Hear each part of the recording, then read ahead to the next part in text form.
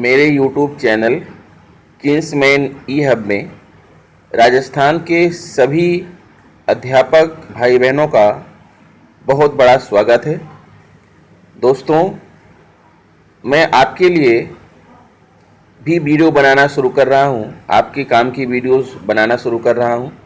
अगर आप मेरे चैनल पर आते हैं और मेरी वीडियोस को देखना चाहते हैं तो मेरे चैनल को सब्सक्राइब कर लीजिए, बेल आइकन को प्रेस कर दीजिए और आपके लिए भी मैं बहुत सारी महत्वपूर्ण वीडियोस लेकर आने वाला हूं।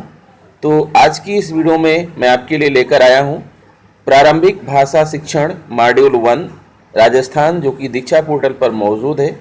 इस मॉड्यूल के आखिरी भाग मूल्यांकन, जिसमें आपका मूल्यांकन होना है, मूल्यांकन जिसमें प्रश्नोत्तर है, जिसमें क्वेश्चनायर है, ये पार्ट लेकर आया हूँ और आपको दिखाता हूँ कि देखिए इन प्रश्नों के उत्तर क्या होंगे। आप अपना प्रशिक्षण करते रहिए और हमारी वीडियोस से मदद भी लेते रहिए। तो आइए दोस्तों, हम आपको दिखाते हैं कि इस वीडियो में मैं आपके लिए क्या लेकर आया हूँ। तो दोस्तों, ये देखिए पहला प्रश्न आपकी स्क्रीन पर आपके सामने दिख रहा है। साक्षरता में शामिल है पढ़ना और लिखना, सुनना, बोलना, पढ़ना और लिखना, मौखिक भाषा, पढ़ना और लिखना, या बोलना, सुनना, पढ़ना, लिखना और सोचना। तो सोचिए दोस्तों, क्या होगा इस प्रश्न का उत्तर। दोस्तों, मैं बताना चाहूंगा कि इस प्रश्न का राइट आंसर है बोलना, सुनना, पढ़ना, लिखना और सोचना, यानी आखिरी विकल्प आपका सही है। साक्षरता में ये सभी आ जाते हैं। आइए दूसरा क्वेश्चन आपको दिखाते हैं। क्वेश्चन नंबर 2 आप देखें।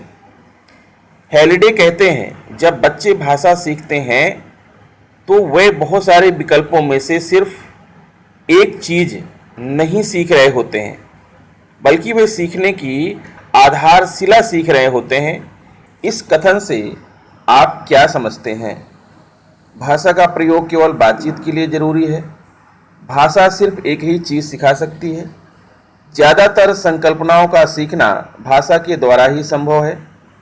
भाषा एक विषय है और इसे विषय के रूप में पढ़ाना चाहिए। तो दोस्तों, मैं बताना चाहूँगा कि इस प्रश्न का राइट आंसर यह है कि ज़्यादातर संकल्पनाओं का सीखना भाषा के द्वारा ही संभव है।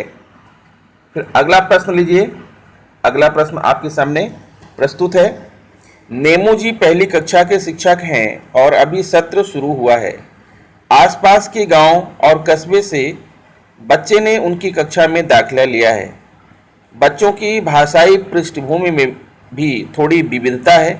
ऐसे में कक्षा में शिक्षण कार्य करने, बच्चों को वर्णमाला का खूब सारा अभ्यास करवाना, बच्चों को रोज कविताओं का दोहरान करवाना, बच्चों को कहानी की किताबों को पढ़ने को देना, बच्चों के अनुभवों पर उनकी घर की भाषा में बातचीत करना। तो दोस्तों, इस प्रश्न का राइट आंसर होगा ऑप्शन नंबर 4, यानी बच्चों को उनके अनुभवों पर उनके घर की भाषा में बातचीत करना। फिर अगला प्रश्न आपके सामने है। देखिए, संतुलित पद्धति में किन 2 कार्यों का संतुलन होता है? अर्थ केंद्रित और कौशल केंद्रित कार्य, वर्णों और शब्दों की पहचान के कार्य, समग्र भाषा और अर्थ केंद्रित कार्य, कौशल केंद्रित और डिकोडिंग आधारित कार्य। तो दोस्तों, जैसा आपको दिख रहा है, इस प्रश्न का राइट आंसर है फर्स्ट ऑप्शन, यानी अर्थ केंद्रित और कौशल केंद्रित कार्य। चलिए आगे बढ़ते हैं। कक्षा में बच्चों के घर की भाषा का उपयोग करना कक्षा का एक महत्वपूर्ण पहलू है। बाल केंद्रित, शिक्षक केंद्रित, शैक्षिक प्रबंधन केंद्रित या पाठचर्या केंद्रित। तो सोचिए क्या आंसर होगा इसका। इस प्रश्न का राइट आंसर होगा आपका फर्स्ट ऑप्शन, बाल केंद्रित। नेक्स्ट क्वेश्चन आ रहा है आपके सामने, ये देखिए। कक्षा में बच्चे सहज व निडर होकर अपनी बातों को अभिव्यक्त कर पाएं, यह कब संभव हो सकता है?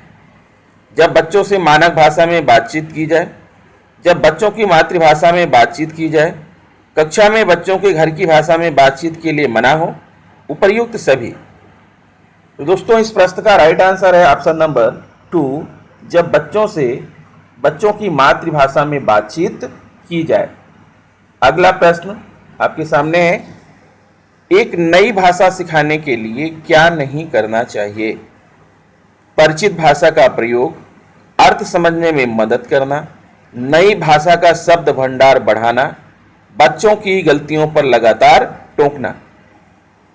तो इस प्रश्न का राइट आंसर होगा ऑप्शन नंबर 4,